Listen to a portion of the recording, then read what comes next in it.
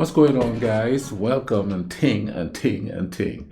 And someone had suggested that similar things that happened in Ireland happened in Scotland. And I was like, well, let me look that up, see what I could find about that. And I stumbled on this video here. Maybe it will give me an insight into how it was in Ireland. This one is called Highland Clearances, Henry Dundas and the Scottish Slave Trade. So let's take a look at this and see what it is. Let's YouTube and simmer. Henry Dundas was one of the most powerful politicians of 18th century Britain. He's sometimes known as the uncrowned King of Scotland. But in June 2020, in the context and clamour for Black Lives to Matter, you might have heard of his name in the context of his odious deeds to extend and maintain slavery in Georgian and then Victorian Britain. Should his statue in St Andrew's Square be pulled down? If you want to know what this Scottish Ghanaian thinks about our history, then this video is for you. More than any others that I've done so far, I'd really love for as many people as possible to see this video, so please like and share it. And if you enjoy it, subscribe to my YouTube channel. I also want to say a huge thanks to Liam McNamara and Alan Stewart. This wouldn't have happened without them. You can find their links below. Big up to these guys. Let's do the video. I sometimes feel like I live on the edge of two different worlds. I live in West Perthshire. I think that gives me a unique perspective. You see, it's not just in Edinburgh that there's a monument to Henry Dundas, 1st Viscount Melville. He has one here too.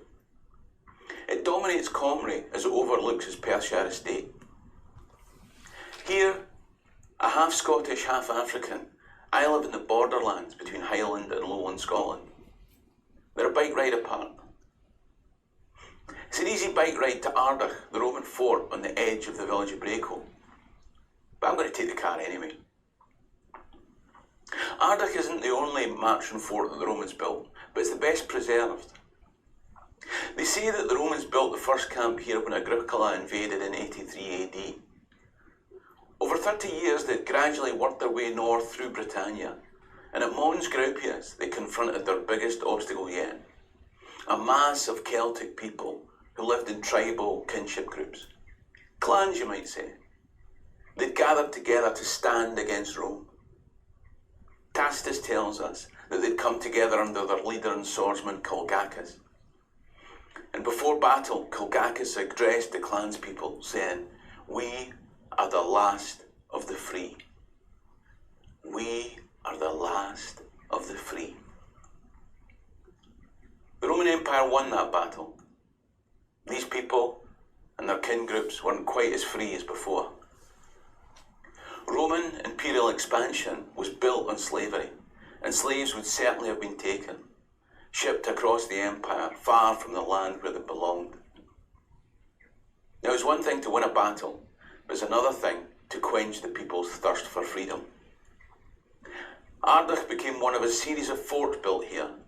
They called it the Gask Ridge.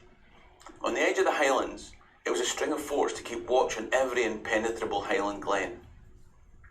If Rome was the human empire that controlled the civilized world, then this Highland line was the geological fault where civilization ended. The people north of here were less than human. They were little more than chattel. 1700 years later, the empire had changed, but attitudes hadn't. Whenever you drive through the small glen, the terrain abruptly shifts. The frontier is sudden, from lowland to highland. This fault line was still the edge of the civilized world. But in the post-Culloden reality, the Roman Empire had become the British. Now, it seems like throughout history, and even today, people are using slave labor. Now, I'm going to take that a step further and say that there is slave labor going on, there's this slavery going on, which baffles me because we live in a world that is so connected. We have YouTube, we have this, all these new news programs. They don't even pay attention to stuff like that as much. They're too busy playing that gotcha politics type thing. Instead of reporting what's happening, they're reporting about people who's in what's happening. And because everything is political, they're using it to degrade or disparage people instead of helping the people themselves, which is kind of a dangerous. Because then those people who are doing the enslavement, they're getting away with it. I don't know if that made sense or not. Now, how I see it, there is slavery, but I'm starting to think that the direction we're heading in, and for me working in service industry, we are fast becoming indentured servants too. And if you notice, the police usually police the people where the poorest people are, where the most likely indentured servants live. So inadvertently or implicitly, I'm not saying that all policemen are bad. I was raised in a house full of policemen. My dad was one, my grandfather was one, a few of my uncles was one.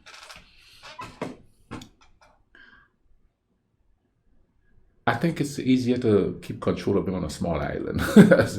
But what I'm trying to say is there's slavery and indentured servitude right now. And I'm not saying it's a conspiracy to turn that way, a conspiracy to make it that way. I think it just turned out that way.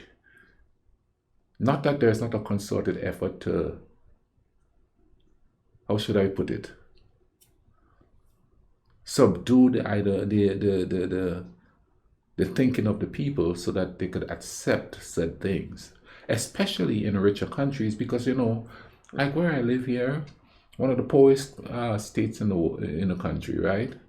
But I still would hear them say, we have it better than people there, or we have it better than people there, as they struggle to pay their bills, as homelessness rises, petty theft is on the rise, because I work in a grocery store, I see it every day. There's something going on right now where people are just walking into places like Walmart and other big stores and just filling up stuff and just walking out with it. You know what I'm saying? But does that make them bad people for doing that? Or could it just be people trying to survive? Now, the big thing here is to say, oh, they're all crackheads. That's what they're getting that to go feed the habit. But if a woman walks in the store and she takes a bunch of baby stuff, then you gotta wonder, well, what's going on with the home life?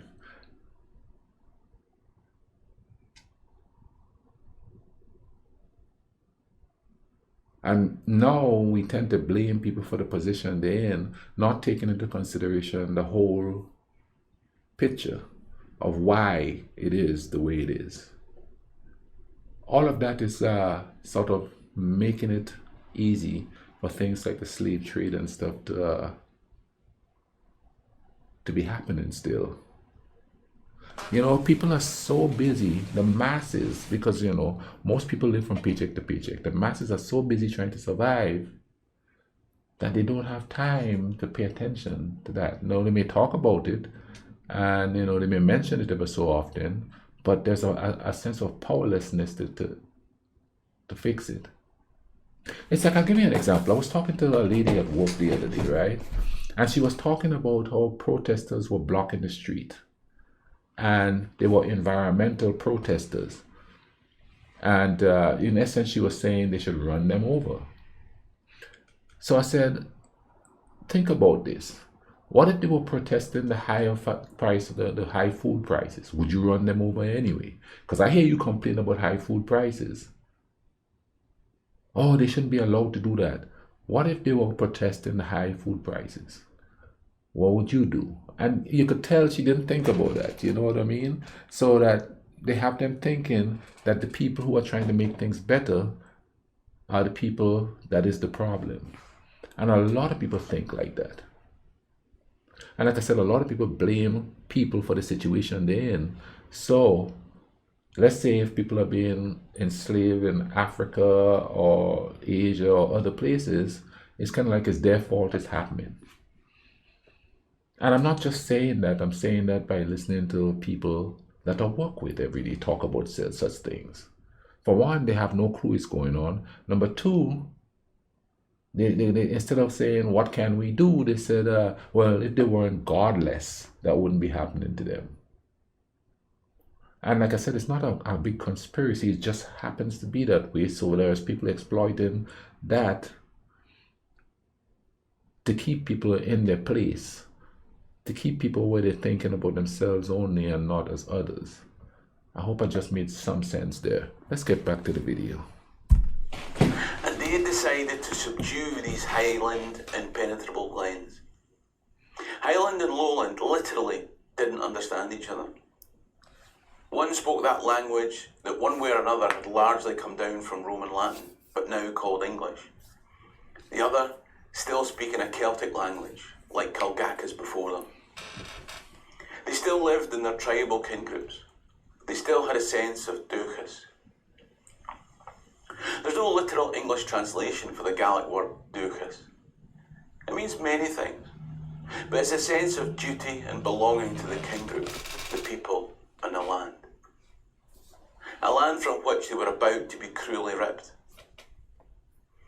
Here in Highland Perthshire was the first place they brought the sheep.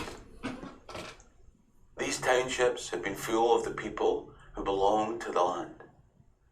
But a new world was coming, where the laird was no longer their leader, but was their landlord. They brought the sheep. Nobody wants to leave a land like this, where mountain, loch and glen pervade your very soul in a feeling deeper than belonging. But they brought the sheep. They enclosed the land and they cleared the people. Less than human, merely chattel. That people who'd found their belonging in tribal kin groups had made their last stand at Culloden. No one speaks Gaelic here now. But if you listen with your soul, you can hear it echo from the past. Duchas, duchas, duchas. They tell me the last Perthshire Gael died in the 1970s. The clearing started here, but it spread north. And the worst excesses were in Sutherland, where the English politician and nobleman, the Marquis of Stafford, through judicious marriage had become the Duke of Sutherland. His statue too towers over Golspie, sneering contemptuously down on the people to this day. His arrival preceded the most brutal burning of that sense of duchas.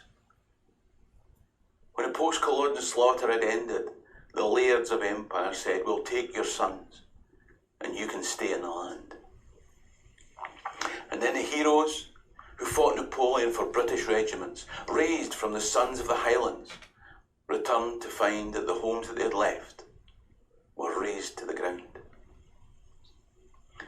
At times the croft was lit with the elderly still inside.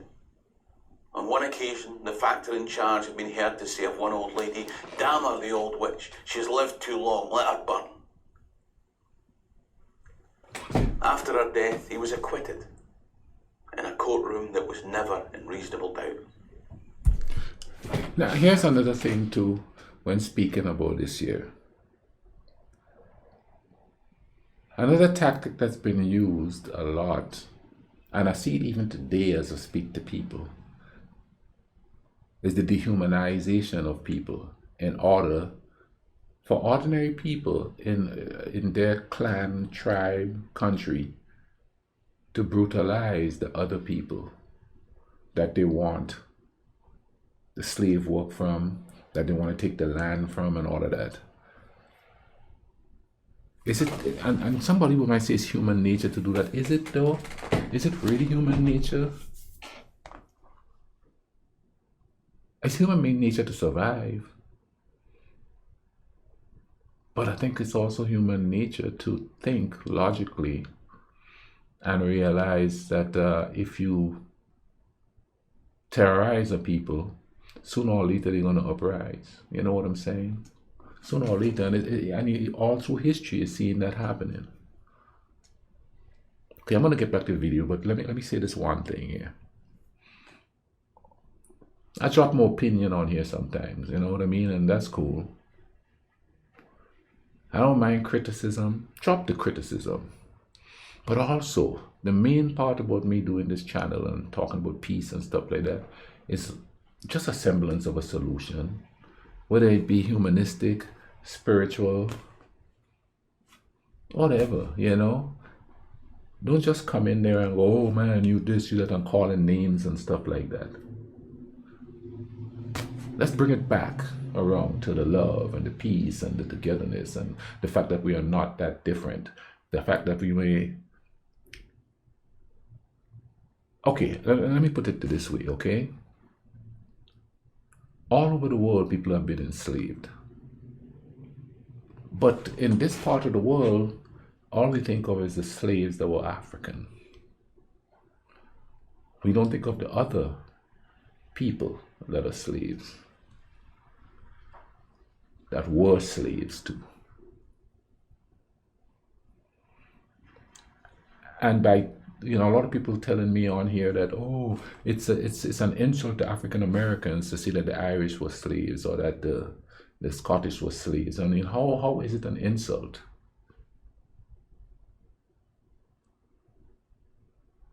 To be cognizant of somebody else's suffering, because if we know each other's suffering or each other's struggle, then maybe we might come together and do something about it not happening. Slow it down, do something instead of going, I had it worse, he had it worse, this person is bad. No, we all went through it, except for the few who benefited from it. And we got to stop this bickering back and forth, you know what I mean? And just because I talk about other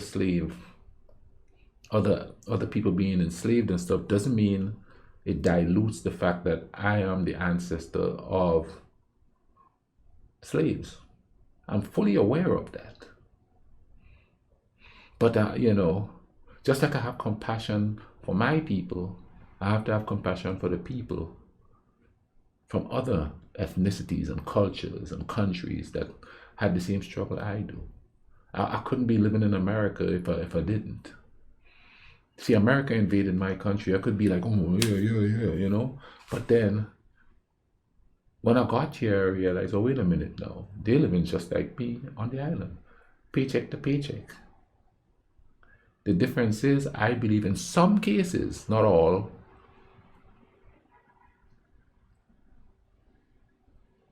some understand the similarities or the fact that we live for similar lives in this economic juggernaut. You know what I'm saying? So when you comment and thing, drop a little, you know, if we do this, if this is this, you know, love come to play and thing like that. Because we're not emphasizing that enough. We're emphasizing more the suffering of it and how somebody should feel because of the suffering, instead of how they should feel in spite of the suffering.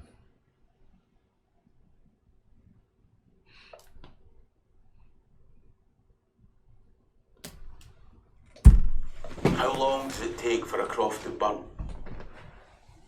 I reckon around 8 minutes and 46 seconds.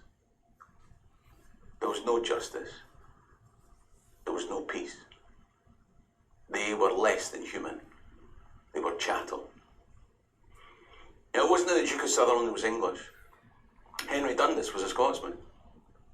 They were improving the productivity of agricultural land in the Highlands. But many had also been investing in the West Indies and the Americas, buying cotton, sugar, and tobacco, buying black souls to produce them all.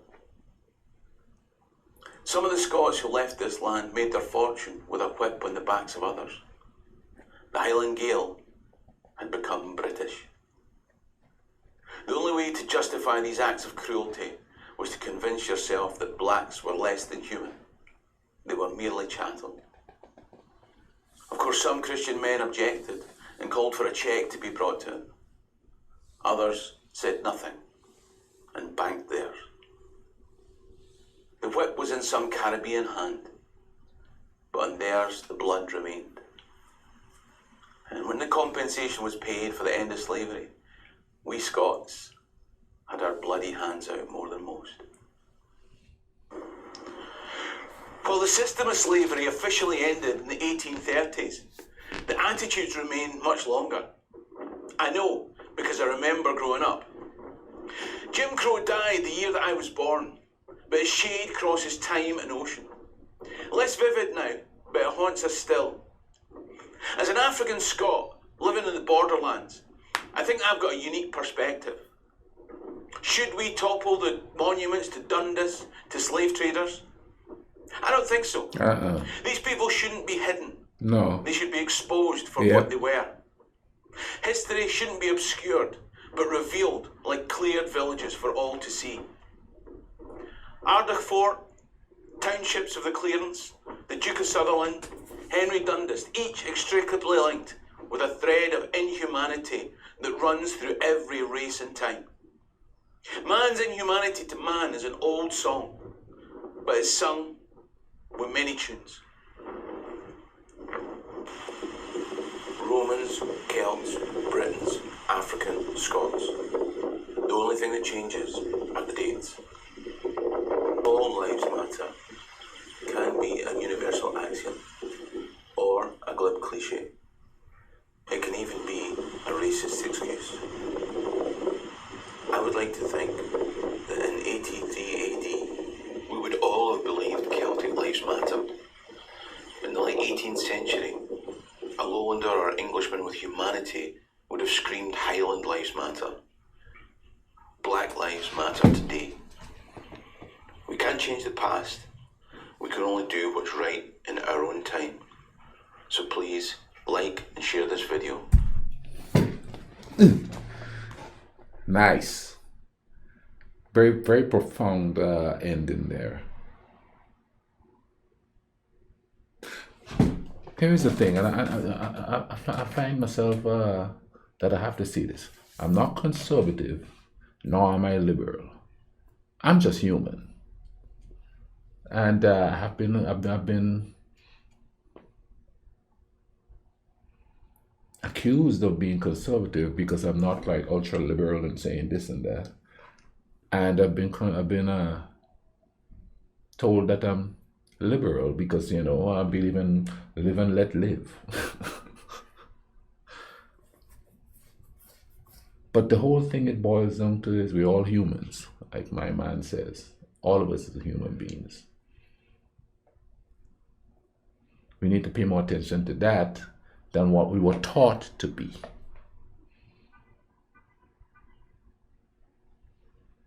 I'll leave a link to this video in the description. I hope you guys enjoyed this video with me or learned something from this video here, okay?